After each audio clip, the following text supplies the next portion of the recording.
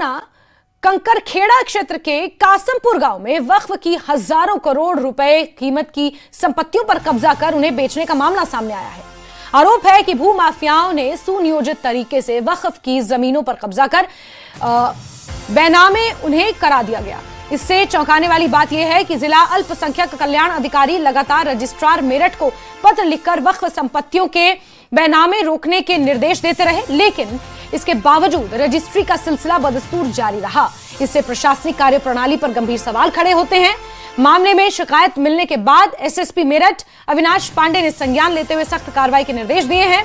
Police ने भूमाफियाओं के खिलाफ गंभीर धाराओं में मुकदमा दर्ज कर जांच शुरू कर दी है। कंकरखेड़ा के कासमपुर गांव में वक्फ की काफी संपत्ति पड़ी हुई है, जहां पर 1000 करोड़ से ज्यादा जो संपत्ति थी उस पर भूमाफिया नजर डली और उस पर फर्जी बैनामे कर दिए गए। फिलहाल इसको खुर्द-बुर्द कर दिया गया। राज्यपाल का आदेश हुआ, डीएम का आदेश हुआ कि इस पर कोई बैनामा नहीं हो सकता, लेकिन उसके बावजूद भी जो नेता थे, भूमाफिया थे, उनके द्वारा इसको जमीन को बेच डाला गया। फिलहाल उनके ऊपर मुकदमा दर्ज कराया गया है। जो वकील है उनके द्वारा मुकदमा दर्ज कराया गया। ये जिया अब्बास है जो हिस्ट्री शीटर है, उनके खिलाफ मुकदमा दर्ज हुआ है। रोहतास पहलवान, रिफाकत अली गांधी, अशोक मारवाड़ी, अली जैदी और अज्ञातों के खिलाफ मुकदमा दर्ज हुआ। गंभीर धाराओं में मुकदमा दर्ज हुआ। लेकिन जिस तरह से लगातार वक्फी संपत्तियों पर कब्जे होकर शिकायत मिल रही थी, उसके बाद जो भूमाफिया है लगातार मेरठ में एक्टिव है, तो जो जिला प्रशासन है उसकी जो कार्यप्रणाली उस पर भी सवाल खड़ा होता है। फिलहाल इन लोगों को मुकदमा दर्ज कर गिरफ्तारी का प्रयास किया जा रहा है। कुमार प्रदीप, इंडिया, मेरठ। और 134 साल पुराने इतिहास को पीछे छोड़ते हुए मेरठ का नगर निगम अब एक नए और हाईटेक ठिकाने में शिफ्ट होने जा रहा है।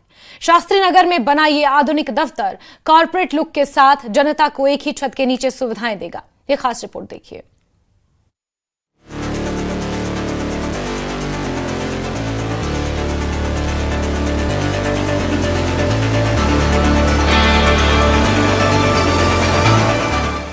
मेरठ नगर निगम की अब पहचान बदलने जा रही है।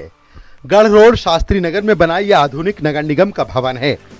करीब 47 करोड़ रुपए की लागत से तैयार ये नया दफ्तर न सिर्फ देखने में आकर्षक है, बल्कि सुविधाओं के मामले में भी बेहद आधुनिक बताया जा रहा है। इस नए परिसर की खास बात यह है कि यहाँ नगर निगम से जुड़े सभी विभाग एक ही छत के नीचे होंगे, जिसमें आम जनता को अलग अलग दफ्तरों के चक्कर नहीं लगाने पड़ेंगे। इस भवन में डिजिटल सुविधाएं, बेहतर बैठने की व्यवस्था और आधुनिक इंफ्रास्ट्रक्चर दिया गया है।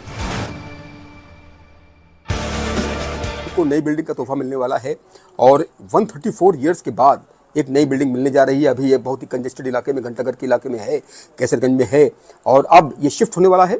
और इसमें महापौर का कार्यालय, नगर आयुक्त का कार्यालय, सब एक सिस्टमेटिक वे से बनाए गए हैं।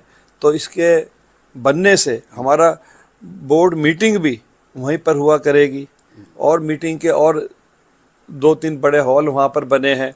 तो वो एक बहुत सिस्टमेटिक वे से बना है और इस बिल्डिंग में मैं समझता हूँ 2-2.5 महीने में ये कंप्लीट हो।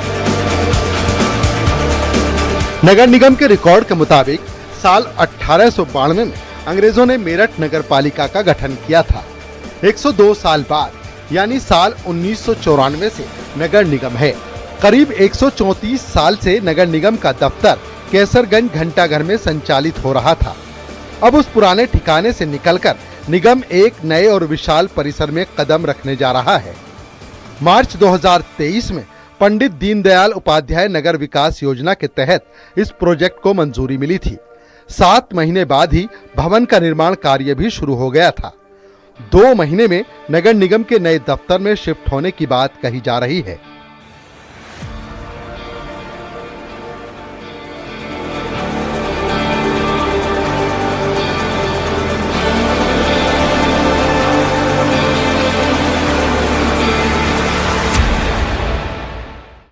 चलिए आगे बढ़ते हैं।